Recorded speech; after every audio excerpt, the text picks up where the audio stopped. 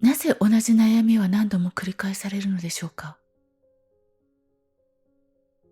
この動画は意識変容の神経科学シリーズ第1回です。このシリーズではネドジュンさんが語る意識の変化を神経科学の視点から優しく翻訳していきます。難しい理論ではなく体験として理解するための翻訳室。ではまず少しだけ今の呼吸を感じてみてください。吸う息、吐く息。私たちは普段同じ現実の中で生きている、そう感じています。昨日と同じ世界、今日も続いている現実。でももし脳が見ているのは連続した現実ではなく予測された世界だとしたらどうでしょう。今日はここから見ていきます。なぜ同じ悩みが繰り返されるのか、そして脳はどのように現実を固定してしまうのか。ここからシリーズが始まります。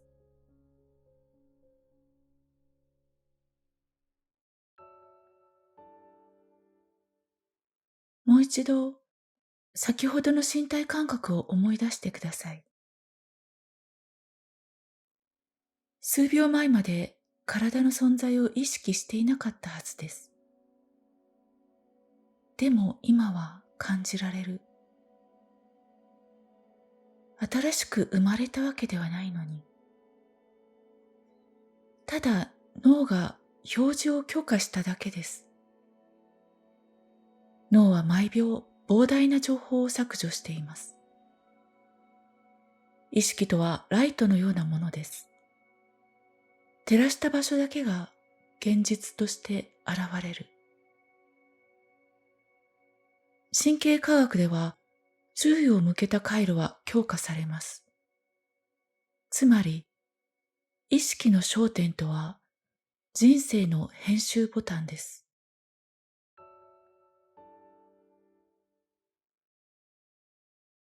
ここで少しご自分を観察してみてください。何もしないでいると自然に考え始めませんか？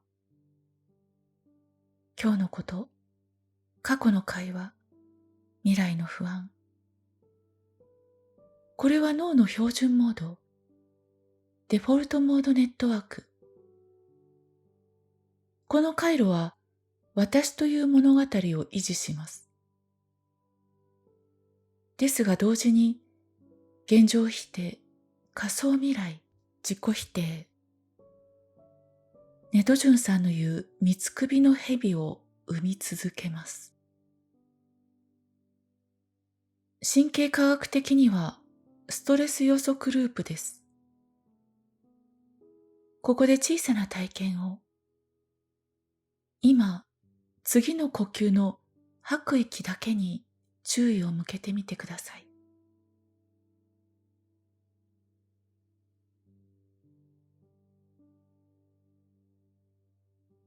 思考が一瞬途切れませんでしたか？それは脳のモードが切り替わった瞬間です。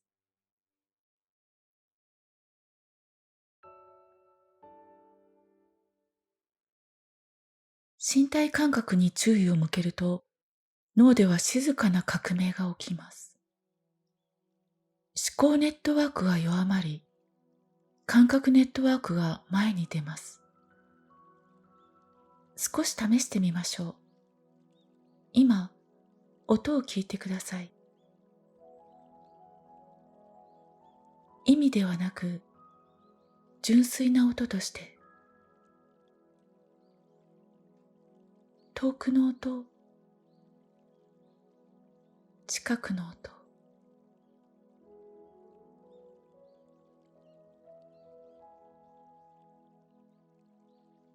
この時脳は未来を考えるのをやめています。身体感覚とは今しか存在できない領域です。だから意識がそこへ来ると脳も現在に戻るしかなくなる。これがネドジュンさんの言う意識を体の神経に向けるという状態です。普段の脳は現実を見ていません。予測を見ています。つまり世界を解釈している。ですが、身体感覚に集中すると、予測より感覚が強くなります。脳はこう判断します。今実際に起きていることを優先しよう。すると神経活動が同期し始めます。ここで多くの人が感じるのが、安心感、広がり、静けさ。少し観察してください。今体のどこかに微細な振動や温かさはありませんか？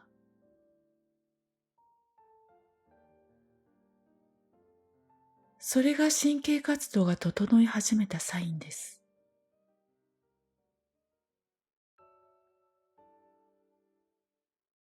あなたが何かをうまくやろうとしている瞬間、その時前頭前野は強く活動しています。未来を予測し、誤りを修正し、自己を管理する、高度で優秀な機能です。しかしこの活動が強まりすぎると、内部感覚との接続が弱くなります。分離状態の神経構造。この時前頭前野は少し働きすぎています。扁桃体はわずかに警戒したまま、そしてデフォルトモードネットワークが優位になります。脳は過去と未来を巡回している。思考は動き続けているけれど、今は薄い。今この瞬間の感覚は背景に退いています。少し遠くに。では統合とは何か？それはネットワークの同調です。前頭前野の活動が穏やかに下がる。扁桃体の警戒が緩む。そして頭皮質の活動が上がる。頭皮質は身体の内側の感覚を統合する領域。呼吸、鼓動、内臓のわずかな動き。その信号が皮質ネットワークへ広がっていくとき、予測優位だった状態は静かにほどけていきます。思考が消えるのではありません。ただ、体のリズムと整い始める。その時、今が戻ってきます。今、胸の動きを感じてください。その瞬間、前頭前野のトップダウン制御はわずかに下がっています。これは精神論ではありません。神経発火のパターン変化です。ネドジュンさんの表現する奇跡が頻発する変容体。それは複数ネットワークが競合をやめ、強調し始めた神経状態です。統合神経状態。ここで一つ自然な疑問が生まれます。もし感じ方が変わるだけで世界の印象が変わるとしたら、私たちは本当に同じ世界を見続けているのでしょうか？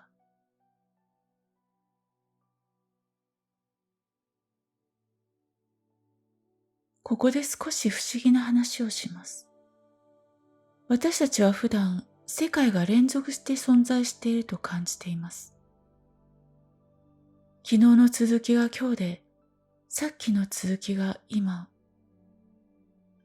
一つの現実が途切れず流れているように感じています。でも神経科学の視点では少し違う見方がされています。実は脳は世界をそのまま見ているわけではありません。目や耳が受け取っているのは光や音ではなく、ただの電気信号です。脳の中には色も音も存在しません。あるのは神経の活動だけです。では私たちが見ているこの世界はどこで生まれているのでしょうか。それは脳の中で毎瞬毎瞬作られています。少し想像してみてください。映画は連続した映像ではありません。静止画が高速で切り替わることで動いているように見えています。私たちの知覚もそれに近い仕組みだと考えられています。脳は約コンマ数秒ごとに今の状況を解釈し直し、世界を更新しています。つまり私たちは連続した現実を生きているというより、更新され続ける現実を体験しているとも言えるのです。さらに興味深いことがあります。脳はまず世界を予測し、その後感覚情報で修正しています。順番は見てから理解するではなく、理解してから見る。脳は常に世界はこうなっているはずだという仮説を作り、そこに感覚を当てはめています。この仕組みを予測処理と呼びます。私たちの現実体験は予測と感覚が合わさった結果として毎瞬間生まれています。ここでもう一度小さな体験を。今部屋の中の音を聞いてください。意味を考えず、ただ音として。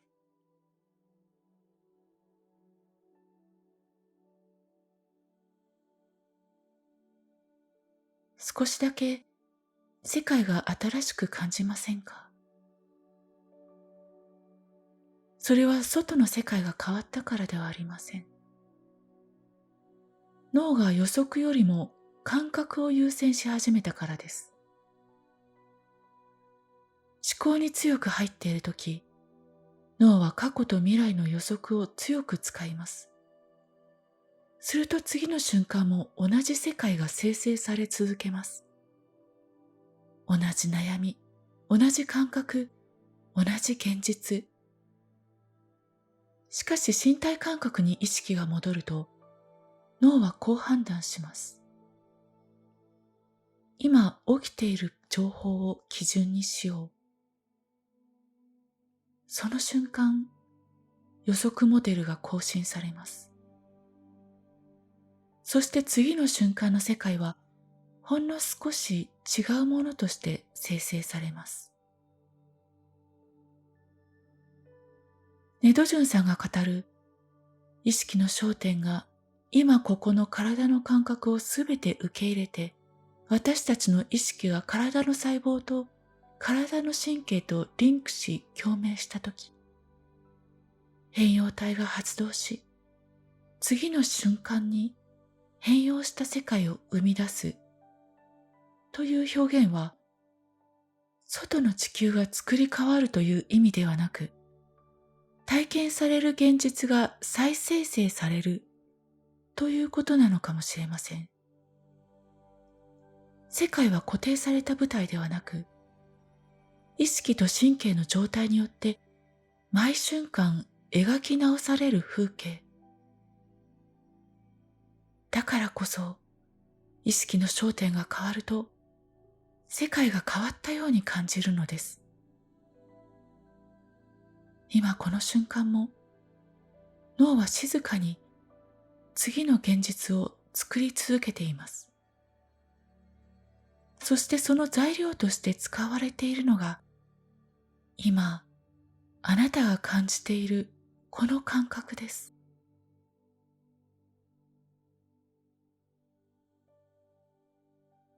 ここまで見てきたように、私たちは固定された世界を生きているのではなく、神経によって更新され続ける現実を体験している可能性があります。意識の焦点が変わると、脳の予測が変わり、次の瞬間の世界の感じ方が変わる。ではここで一つ疑問が生まれます。もし世界が毎瞬間更新されているなら、なぜ私たちはいつも同じ現実に戻ってしまうのでしょうか。なぜ変化が起きる人と元に戻る人がいるのでしょうか。そして身体感覚に戻ることで開くと言われる可能性や奇跡とは、脳の中では一体何が起きているんでしょうか。実はここから先で脳のある重要なシステムが登場します。それは私たちが何を見るか、どんな未来に気づくかを決めている探索の仕組みです。次回では、なぜ突然チャンスが増えたように感じるのか、世界が変わったように見える神経メカニズム、変容が定着する人に起きている脳の変化を、体験と神経科学の両側から読み解いていきます。世界は連続しているように見える。でも、今目の前にある景色も脳の中で再構成された最新版です。もしそうなら、あなたが今感じているその感覚は次の世界の材料になります。次の瞬間はまだ決まっていません。